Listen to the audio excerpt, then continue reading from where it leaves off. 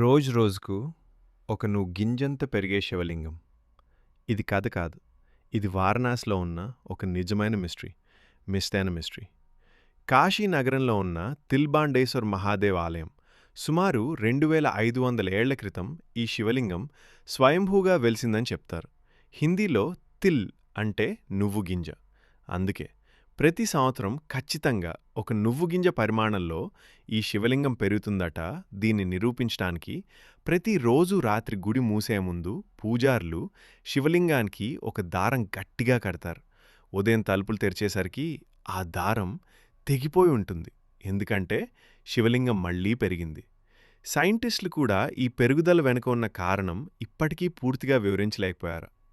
భోళాశంకరుడి ఈ మహిమను మీరు నమ్ముతున్నారా?